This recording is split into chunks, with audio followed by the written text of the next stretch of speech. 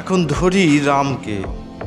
চরিত্রটি সুদর্শনী, মহৎ, সংযমী, বিবেকবান, দূরদর্শী, জ্ঞানী, প্রজাপালক, দুষ্টের দমনে সিদ্ধ হস্ত বটে।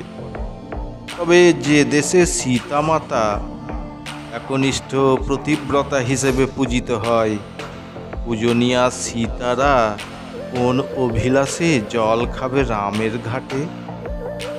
যে পুরুষ নিজের স্ত্রীকে সন্দেহ করে, যে পুরুষ ঘরের দ্বন্দ্ব মেটাতে অক্ষম, অন্তর্যামী হয়ে কিছুই বুঝল না, শক্তি থেকেও শক্তি প্রয়োগ করল না, শৌর্যের সাথে বীর্য প্রদর্শন করল না, এমন স্বামী কজন চাইবে? সত্যি জানি না। রামের ভ্রাতৃপ্রেমের তুলনা নেই। পিতামাতার প্রতি কর্তব্য ও দায়িত্ব অটল। সন্তান প্রেম ছিল কিনা এটা ভুলে গেছি।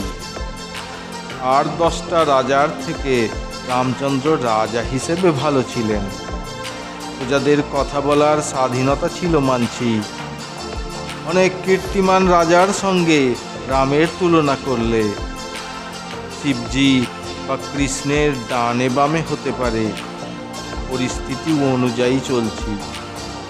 তখনকার রাম কেমন ছিল, আর রাজত্ব কেমন ছিল, ভালো মন্দ ইতিহাস যখন পড়ছি তাই প্রশ্ন করছি।